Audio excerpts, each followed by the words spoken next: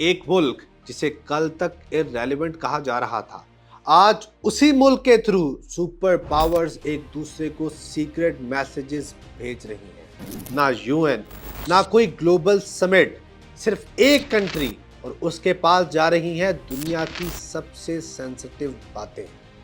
ये कोई मूवी नहीं, ये रियल टाइम जियो पॉलिटिक्स है। इसराइल और अमेरिका के इंटेंस स्ट्राइक्स के दरमियान ईरान प्रेशर में है, रीजन एज पर खड़ा है, और इस केओस के बीच पाकिस्तान सडनली एक ब्रिज बनकर उभर रहा है। अमेरिका और ईरान के दरमियान मीडिएशन की कोशिश, लेकिन पिक्चर इतनी सिंपल नहीं है। ईरान के फॉरेन मिनिस्टर अब्बास अरगचाई क्लियर कह देते हैं कि मैसेजेस आ रहे हैं, यानी कि सुलह के मैसेजेस आ रहे हैं, लेकिन तेहरान का भी निगोशिएशंस का कोई इरादा नहीं है। यानी अगर इस बात को डिकोड किया जाए तो चैनल ओपन है, लेकिन डील अभी दूर है। और फिर सबसे इंटरेस्टिंग ट्विस्ट जिसने इंडिया को हिला दिया कि पाकिस्तान की मीडिएशन को डोनाल्ड ट्रंप की फुल बैकिंग हासिल है। अब इमेजिन कीजिए, वॉशिंगटन मैसेजेस भेज रहा है, तेहरान इनडायरेक्टली मैसेजेस रिसीव कर रहा है, और बीच में इस्लामाबाद खड़ा है। इसीलिए आज दुनिया की नज़र इस्लामाबाद पर है। लेकिन हर राइज किसी के लिए डिस्कम्फर्ट भी होता है। इंडिया में डिबेट एक्सप्लोड हो चुकी है। Opposition leader Shashi Tharoor openly कहता है, और क्या कहता है, कोट, मैं 3 हफ्तों से कह रहा था इंडिया मीडिएशन करे, लेकिन पाकिस्तान, इजिप्ट और टर्की ने कदम उठा लिया। इंडिया ने ये अपॉर्चुनिटी खो दी। अब देखा जाए तो ये सिर्फ एक क्रिटिसिज्म नहीं, ये एक मिस्ड मूवमेंट का एहसास है। और अगर पाकिस्तान सक्सेसफुल हो जाता है तो ये सिर्फ एक डील नहीं होगी, ये डिप्लोमेटिक अर्थक्वेक होगा। सीनियर वॉइसेस कहते हैं अगर पाकिस्तान वॉर रुकवाने में कामयाब हो गया तो उसका ग्लोबल स्टेटस ड्रामेटिकली ऊपर चला जाएगा। और एक और लेयर, रिपोर्ट्स के मुताबिक ट्रंप का पीस प्लान भी पाकिस्तान के थ्रू ईरान तक भेजा गया था। यानी पाकिस्तान आज सिर्फ मैसेंजर नहीं है, आज पाकिस्तान सेंट्रल चैनल बन रहा है।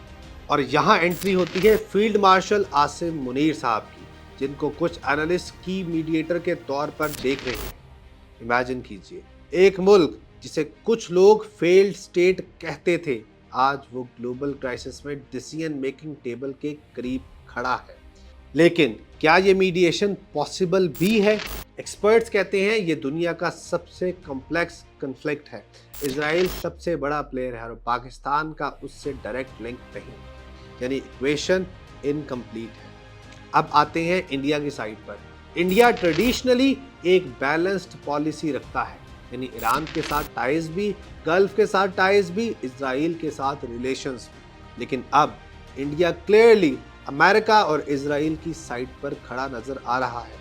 ईरान पर अटैक्स की कंडेमनेशन नहीं, गल्फ पर ईरानियन अटैक्स की रिपीटेड मजम्मत, यानी बैलेंस शिफ्ट हो गया है। और इसी वजह से इंडिया के अंदर भी क्रिटिसिज्म है। इंडिया के अंदर कहा जा रहा है कि फॉरेन पॉलिसी अपने प्रिंसिपल से हट गई है। कुछ और एनालिस्ट कहते हैं मिडल ईस्ट में इंडिया का इन्फ्लुएंस वीकन हो गया है।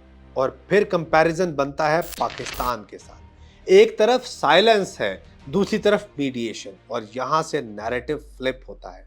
एक एनालिस्ट कहता है पिछले 20-25 साल में इंडिया ने ऐसी कोई ग्लोबल पीस इनिशिएटिव लीड नहीं की, जबकि पाकिस्तान एक्टिवली रोल प्ले करता आया है। और सबसे इम्पॉर्टेंट चीज़, ये सिर्फ डिप्लोमेसी नहीं, ये कॉन्फिडेंस है। एक्सपर्ट्स कहते हैं पाकिस्तान का ये कॉन्फिडेंस काफ़ी हद तक अमेरिका के सपोर्ट से आ रहा है।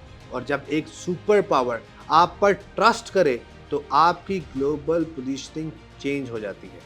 लेकिन एक फाइनल सवाल अभी भी बाकी है कि क्या ये मीडिएशन सक्सेसफुल होगी, क्योंकि फिलहाल ईरान रेडी नहीं, इजराइल डायरेक्ट टेबल पर नहीं, और ट्रस्ट ज़ीरो है।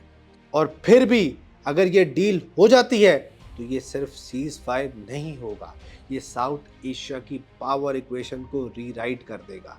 क्योंकि फिर पाकिस्तान सिर्फ एक कंट्री नहीं, ग्लोबल मीडिएटर बनकर सामने आएगा और इंडिया उसे अपनी स्ट्रैटेजी दोबारा सोचनी पड़ेगी। आखिर में ये कहानी सिर्फ दो मुल्कों की नहीं, ये कहानी है कि आज की दुनिया में पावर का असली मतलब क्या है। क्या पावर मिसाइल से आती है या मैसेजेस से?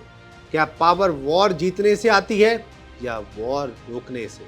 और जब हिस्ट्री ये लिखेगी, वो ये नहीं पूछेगी कि किसने कितनी दफ़ा स्ट्राइक किया, वो ये पूछेगी किसने उस जंग को रुकवाया। और उस वक्त सिर्फ एक मुल्क का नाम आएगा और वो मुल्क होगा पाकिस्तान।